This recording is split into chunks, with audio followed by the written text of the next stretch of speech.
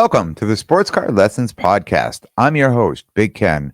Whether you're watching on YouTube or listening on a streaming service, please like, subscribe, and hit that notification bell so you'll be notified whenever I drop any new content. Welcome and thanks for being here.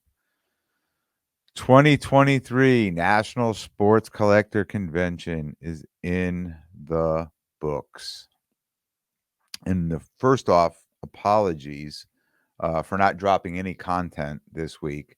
I had all my equipment, but was just so busy uh, when I was in the room, the hotel room was literally the Wolfpack hangout too, just meeting up and moving on to whatever our next activity was when we weren't at the show. Um, so apologies on that. I'm thinking this probably at least 2 solo episodes to cover the show, uh, from my point of view, and, 1 show with the entire Wolfpack to break it down as a group. But definitely is a lot of content to get through.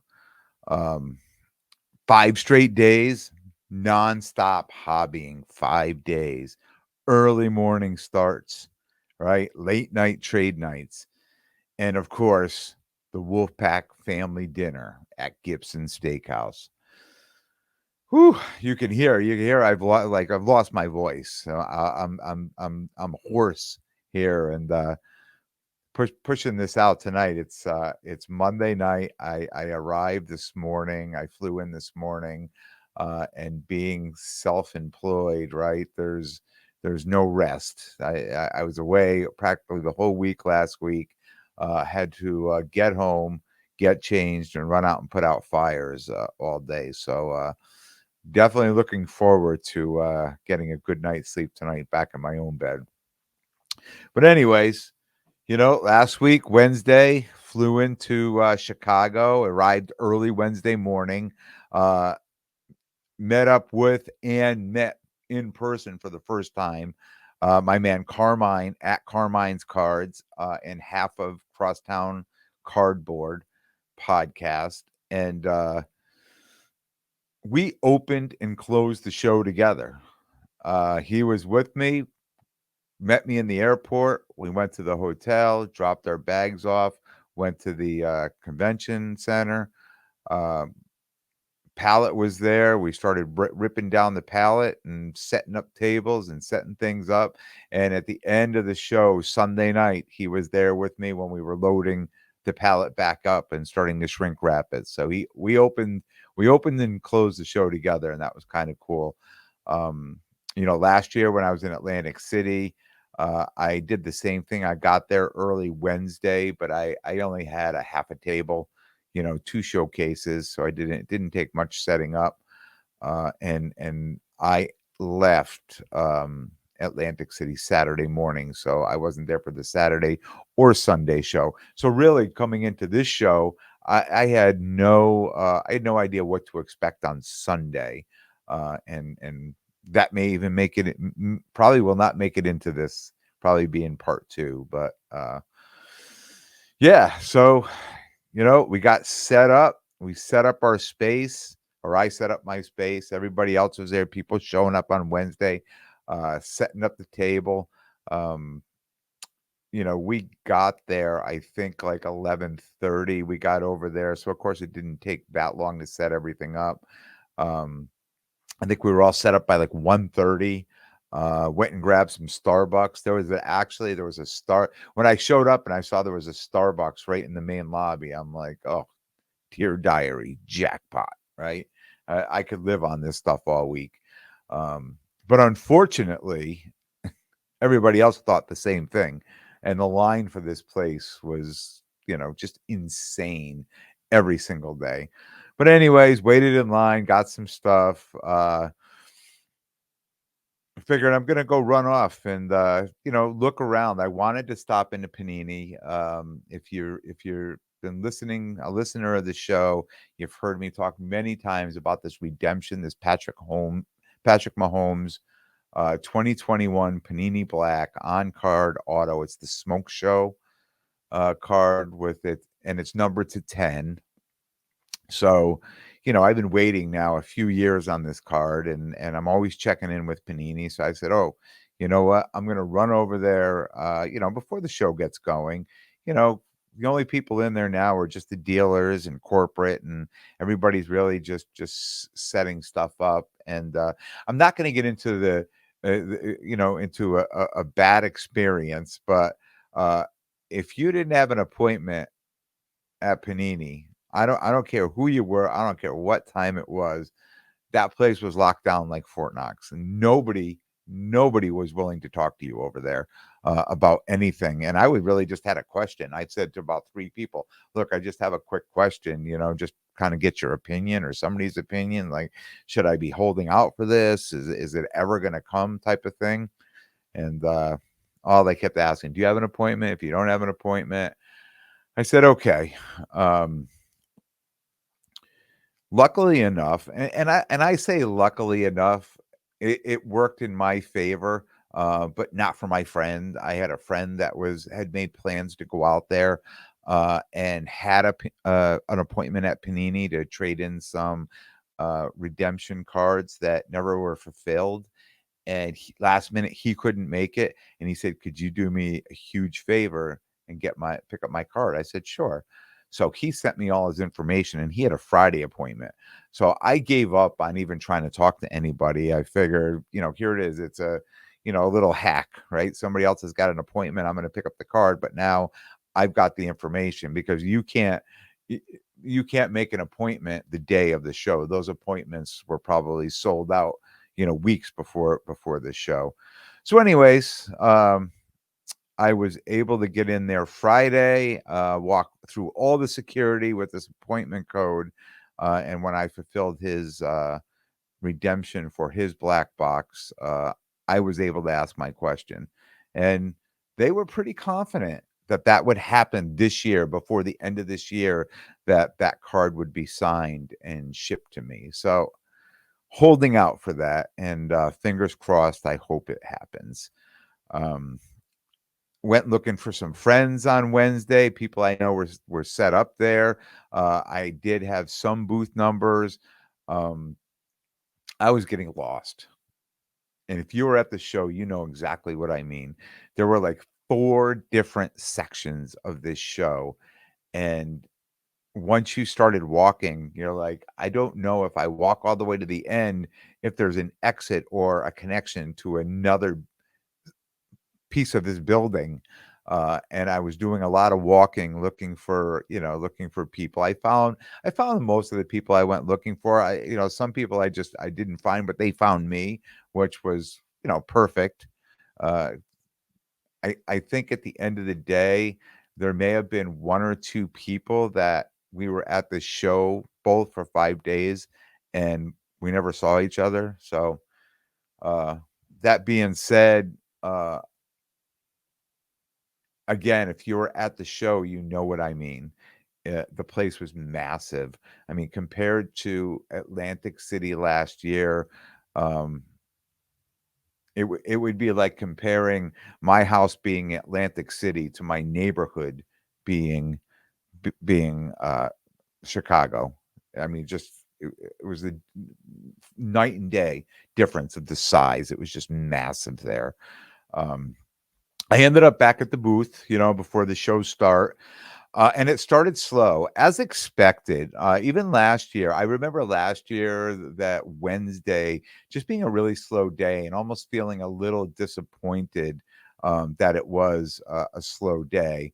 Um, and it's a kind of a day that a lot of dealers come around. They're trying to make some early sales, and I wasn't interested this early in the show. I wasn't interested in selling to dealers. Um, why am I gonna let them have my profit, right? So, I had a ton of people coming in. I had great inventory, ton of dealers coming. They're like, "Hey, if I pick out like 8 or 10 of your cards, can we do like 75 or 80%?" No, no, sorry. Not today. Not today. We can't do that. Maybe on Sunday, but not on Wednesday. The show hasn't even started yet. And I was glad I did, because, I sold most of my cards, above I'm gonna say above 85%. I don't think I was at 90. I think a few of them maybe. Um, but I didn't need to be at 100. Uh, we talked about my plan and did it work and didn't it work? And of course it worked. I mean, of course it worked. I mean, even up until the night before that I was leaving for Chicago, I went and recomped all my cards. Like none of them had a price tag on them. They've been locked up in the safe, waiting to go. Some for 6 months, 5 months, 4 months, 3 months. That type of thing. Um, and I went back and looked at what I paid for them and how well I did on most cards. And I think it was in June, I did an episode talking about where the cards were at that point, and they'd even jumped up even more from there. Um, so 100% of the comps really for me were probably close to 120. 115, 120, couple maybe a little more than that, a couple little less. But, so even at 90, I'm still, to me, the profit level that I'm taking in was like I was selling them at 100% comps. And it definitely worked. I mean, not a home run, but a grand slam to me. Definitely worked. And they were cards everybody wanted. I talked about this. They were cards everybody wanted. Um, After the first even on the first day on Wednesday, all the dealers, I kinda turned them away. I didn't make any sales in the first couple hours on my singles boxes. I did. Even dealers were digging in there, and they were just paying my price on my singles my singles boxes were well priced. They were buying into there. Um And probably that was, started at 3, right? So just after 5, around 5:30, I think people finally reached us. I know we were right next to the Beckett booth, so every day people were running when the doors opened, they were running for Beckett to submit their cards for the day. But besides that, it generally took, a half an hour or so into the show before people got to where we were. So, walkers got, to the area that we were in. So it was probably after 5:30, things started to ramp up and, everybody's got a badge, right? So even on Wednesday, it was the VIP, which were like these gold badges, right? Yeah, I think it was like orange or gold and the dealers were green. And you could tell, I could see the shift, all the green, all the dealers were running around the first few hours. And then you could see the shift that the VIP badges that the lanyards people were wearing started to come in. And all of a sudden I started getting sales. People were coming up and they were, on some cards, and I'll give you, for instance, I had a card priced at, 650. And that card I would let go at, 620, 625, maybe even, 610, depending. And people are walking in, looking at the card, looking at the comp, looking at the card. I said, they're well priced. They're like, definitely. They're like 640. I'm like, yeah, perfect. Boom. Right. Or somebody come in and say 620, I'd say 630 or 6.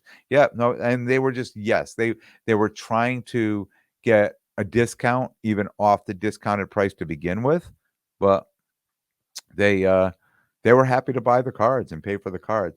Between 5 and 8, between 5 and 8, which is 3 hours of the first day on that Wednesday, I had the single best day of sales in that 3 hours that I ever had at a show, and I sold just under 25% of my inventory. And you might ask, I mean, people said to me, "Do you think you sold it too cheap?" No, because I think if I was priced higher, I probably would have been sitting on those cards. And this has happened at shows where I priced, and people come and they look and it's a little too high. They don't even make an offer and they move on. Um, I didn't mind pricing them and I stand behind it, and if that show started again tomorrow, I would price them all exactly the same way again. I wouldn't change what the plan. I started the plan, I was invested into the plan 100%, and I wouldn't have changed it at all. I would have done the same exact thing. Single best day of sales in 3 hours. just under 25% of my inventory went on Wednesday. It was incredible. Um, in 5 days, I sold about 75% of my inventory. Football QBs were hot. We knew they were gonna be hot, and that was what I mostly had in my inventory. Women's soccer was really hot. So excited to see that. Uh, People were really liking the women's soccer. Pop culture was hot too. My pop culture stuff was hot. Same thing like when I talked about being at Chantilly, the bigger show. People really like that. Now here's, I mean, the show, the stage, the biggest stage, right, for a show. And yeah, I sold a ton of pop culture stuff. I had women's WNBA cards. They did not sell as well as I did. People really liked those cards. They commented on those cards. They wanted to have a conversation about those cards, but they really didn't buy the cards. Um, I still think it's a great market, and I'm still going to stand by that market.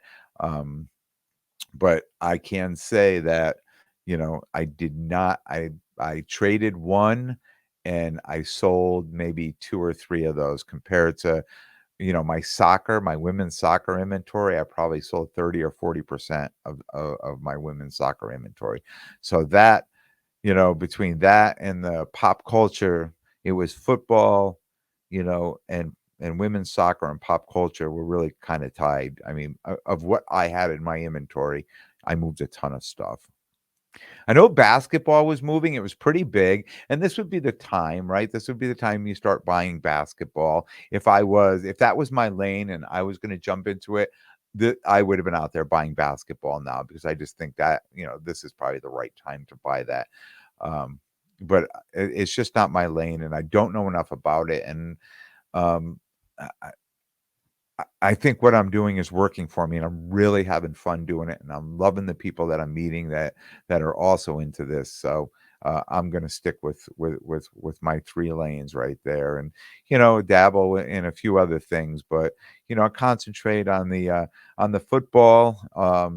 And I talked about selling 75%. I still have my high end cards, and they were cards that everybody was interested in. Everybody wanted to buy them, but the price had to be right for them. Um, and it wasn't. It wasn't because they it's interesting, and I talked about this, you know, when I was reviewing, you know, the cards that I had, and I was talking about those higher end cards. And I thought to myself, you know, people ask for discounts on the lower end cards, but they ask for bigger discounts on the higher end cards.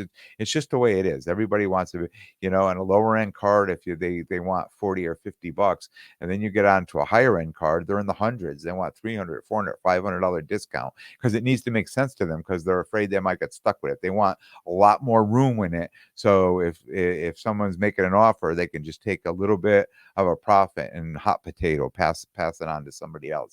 Um, but I really didn't want to go that low because they were cards that I really like, and I would just keep. I would just keep because I like them, right? No problem with that. No problem with that. But my higher end cards did not sell. Um, all the cards I'm gonna say mostly all the cards I had that were $1,800 and less all sold. I mean, all of them sold. Cards that were 1,900 up to $3,400, I still have all of them. I did not sell one of those cards. And another interesting thing is people wanted to trade for those cards too. Nobody really they agreed on the price, but they wanted to trade 4, 5, 6, 7 cards up, and it was really nothing that I was looking for in the cards. A lot of people had basketball and they wanted to trade into basketball. I don't do anything with basketball. And I find it hard to try to trade football at this time of year. I know there's a few more opportunities to sell before the season starts, but I just didn't want to start trying to pick up football and quickly trying to move it again. Because I had enough inventory. I only had a limited amount of space and I had a ton of inventory. I brought all my cards with me, even cards that were stale cards that were in boxes and discount boxes. I brought them too. And as I moved out my big inventory, my great inventory, I just kept replenishing the cases with other cards and they kept selling too. So I was happy. I was happy to do that. Um, early on in the show, I forget what day it was, people would come by, "Are you buying?" "Sure, I'm always looking to see what you have." But I was excited to see hockey starting to come out. Um, People did not wanna sell the hockey at a discount, though, even though the comps are, say, on a card were $500, that's what the comp, and, I'm trying to get it in at 80%, and they're like, "Oh," they want 110%, because it's hockey. "Well, it's just the off season now." I said, "Well, that's what the price is, that's if you're coming to sell something in the off season, you have to expect you're gonna take somewhat of a hit on it." I understand that. I think everybody understands that.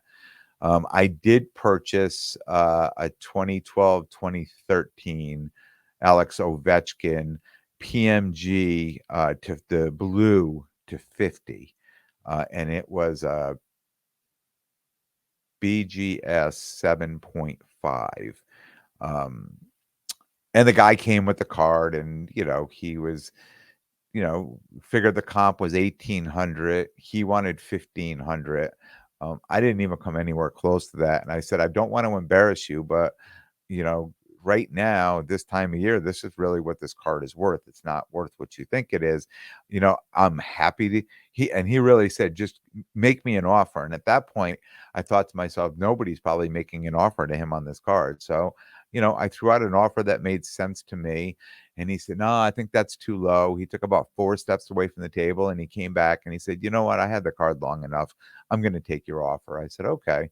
Um, and I thought to myself, there's a great card that I'll hold on to and I'll move, in the fall when hockey season comes around. And I ended up moving that card hours later at a trade night at a sizable profit. And I was happy with that. Um, it wasn't an over the top profit. The person who I sold it to knew that they were getting a great deal on it, and they were excited about it. But one of the reasons I really moved that card to that person, and I coulda held it and really made a big profit on it, I think, was that it was going to be a PC card for them. It was gonna be or actually a gift for their son, and it was gonna be a PC card. So, I was happy to be able to move that card to somebody who would PC it because as far as when you're a dealer, I mean, you just get to know everybody who wants to flip a card. You go to these trade nights. It's all about getting a card so you can flip a card. Or at the shows, a lot of these guys, they're coming, they're calculating, they're looking at comps, and they know right away, if I buy that card for this, I can move it for that. And that's what they want to do. And I understand that. And I understand there's way more flippers that come to these card shows than collectors. Um, or I shouldn't say the national because that's really a much bigger stage. And that was probably not correct.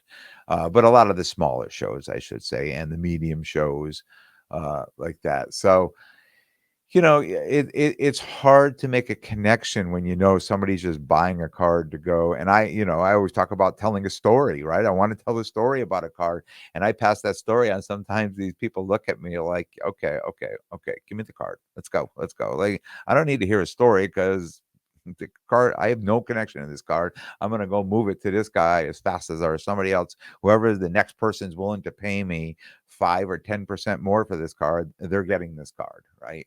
So, you know, s sometimes it feels good when you start talking to somebody and you realize that it'll be a PC card or somebody's collection, that it's not gonna get flipped right away, that you're happy to, you know, move the card and not be so worried about getting an enormous profit. Uh,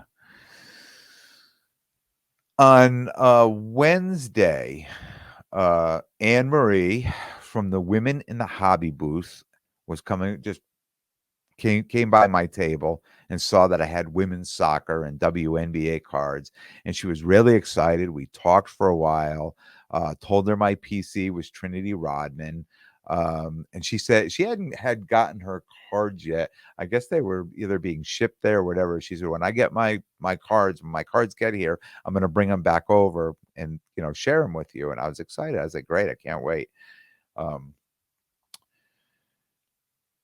Later in the day, Tim from Slab Strong, so at the Women in Hobby booth, they had packs of cards from Parkside, that were just, for the people at the National. So they were just handing them out. They could rip the cards. And I'd gone by earlier and somebody'd hand me a pack of cards. I opened them up and people were just opening up the cards. So there was a post on IG that someone tagged me in, and Tim from Slab Strong, his wife had pulled a Trinity Rodman purple numbered to 5 from one of those packs of cards, the giveaway cards at the booth, the Women of the Hobby booth. So I commented that I would buy the card if they wanted to sell it. Um, and about an hour later, Anne Marie came back by the booth. I'm like, oh, I saw her coming. I'm like, oh, she probably has she probably got her cards. And she just walked up to the table and she just handed me that Trinity Rodman number to 5 card and said, that's for you. And just started walking away. And I'm looking at it, I'm like, well, wait, what? Says, yep, this card is for you. Um, and I'm starting to tell people who are looking for women's soccer and WNBA where you are. I've got your booth number. I'm going to tell people where to find them. She's gifted me the card. I was absolutely blown away that she gifted that card to me. Um, that's to me, that's what the hobby's all about. I did make sure that through the week and I'm glad this happened to me on Wednesday because I was so motivated to pay it forward through the week. Anytime I could do something a little extra for somebody, I stepped up and did it. It just put me into that mindset that, you know, I don't want to be in the hobby. I want to be part of the hobby. And I want to be part of the success of the hobby. And I was excited and I was happy to do it. Um, she had come back on Sunday. I was able to trade with her. I think it was Sunday. Yeah, Sunday. I was able to trade with her. She came with a Trinity Rodman auto inscription that I never knew existed. I have one of the cards um, that has the same inscription, but this was a completely different card from that set. And I have the cards here. I'm just going to show you quick if you're on YouTube. This was the purple card. You gotta make sure you got a. So this was the purple card. It was numbered to 5. Um, this is the one with the inscription on it, and this is numbered to. Also, this is also. Where am I going? Also numbered to 5. It's the 2021 NWSL Rookie of the Year inscription. Now, I have one of these cards, but it wasn't autoed or inscripted. So those were those 2 cards. Yes, I was excited about getting both of those cards and you know adding more cards to my PC. Um, it it's the power of social media, right? The power of social media. Um, I had so many people texting me at the show about a booth selling women's soccer and taking pictures of the cases and sending it over, messaging it to me. And on Saturday, I was there, set up my guy Rob, sports card therapist, and he was taking time going out and meeting people and doing a little shopping. I said, "Hey, give me like 20 minutes. I really need to get down to this booth and check out these cards." He said, "Go ahead, I got you covered." So I make my way down to the booth on Saturday, and I meet Joy on Instagram at JERNERS.sports.cards. And she had a lot of great women's soccer cards. I did buy a Trinity Rodman. It was from the same set, but this one was numbered to 65. And I'm just going to hold this one up. So it's the same set with the autograph without the inscription. And this one was numbered to 65. So I did buy this card off of her. while I was over there, and talked with her for a while. Had a great conversation with her. Uh, and I asked her, no 2021 Parkside Trinity Rodman purple ink, the card I've been talking about. This is what I was going to look for at the National, the signature series. She said, no, I don't have any, but someone that she knew was just there with that card that was selling it. But it was with the blue ink, not the purple ink. And they just left. They were just leaving the show. They were heading going to the airport to head home. And I said, do you have their contact information? She gave me his IG information. So at least I had a lead on the card, right? At least I knew someone who was selling it, and I may be able to get. I was looking for the purple, but eventually I would have been after the blue, and I'd be super stoked to get the blue. So when I got back to my booth, Saturday, it's one of the busier days of the hobby, and I knew Rob had to leave later that day, so I wouldn't have any coverage. So I got over there. So I kind of hustled back to the booth, and when I got back, I sent the guy a message telling him, "Hey, I'm interested in buying, the card. If you're still here, stop by my booth. This is my booth number. If not, message me and let's chat." So we he messaged back. He said, "I'm at the hotel room. I'll take some pictures of it, of the card, and I'll send it to you." So he sent me some pics and said, "Look, if you're serious, my friend who's dropping me at the airport is coming back to the show. If you're really serious about buying it, I'll give it to him to bring back to you if we can agree on a price." Um, so I said, "Yeah, I mean, if you want to do that, I'm all for it. What is your best price?" We negotiated back and forth for a little bit, and we came to an agreement. And he said, "All right, I'm gonna give this card to my friend. Just pay him cash when he gets there." I said 100%. Um, he came back with the card. There was a video that was put out. You may have seen it on Instagram of me making the purchase of the card. And yeah, I was just think about it. Me just meeting somebody at a table and saying, this I'm interested in this card, and within 30 to 40 minutes I purchased one of the cards. And I'm going to hold that up now because I am just super excited about having this card. Look at that thing. It is an SGC 8, and it's just awesome. It is going to go to the top of my pyramid, of my card pyramid. I'm so excited to have this card. It's not the purple, but it's still second best, right? The second best rookie auto, and an unbelievable PC card for sure. I mentioned the power of social media with acquiring cards, but I really need to thank all of you listeners who came by the table to say hello and shake my hand, who stopped me in the lobby, stopped me in the hotel, stopped me at trade nights.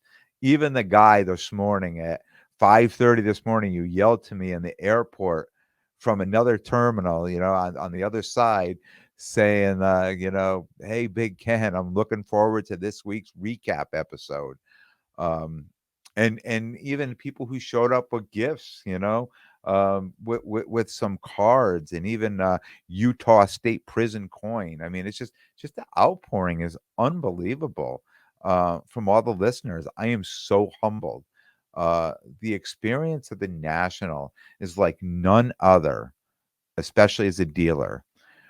But when I got on the plane this morning and I was just thinking about how many people I've reached through the podcast, and how many of you recognize me and and I started asking, and you know who you are. I mean, I did eh, National was a whirlwind. I could not write down or remember every single person, and I would not want to leave anybody out. But everybody I asked, and when they said, "And I love the show. I listened to the show," I said, "Where are you from?" And all over the United States. I mean, all over the United States. I have to admit, I was a little bit emotional because up until National, I had no idea. I had no idea how many people and how far my reach was with this podcast. And I know that may sound silly, but it's 100% true. Because when I sit here and I'm looking at the camera and I'm doing this. I have no idea. I know what my streams are. I know, the numbers of people listening. I know the numbers of people who subscribe. But it was just, my mind was blown. It just blown that how many people I reach. And I appreciate each and every one of you, and I truly mean it when I say at the beginning, "Thanks for being here." I truly mean that. Um, and thank you. I wanna thank everybody who stopped me, talked to me. Uh, yeah, yeah, just completely humbled and blown away. Um, we hosted the first Wolfpack Trade Night, and Hobby Hangout on Friday night at the Crown Plaza. It was a raging success. Cash bar that had a line all night until they closed it. They had to close up the bar, but there was a line there all night.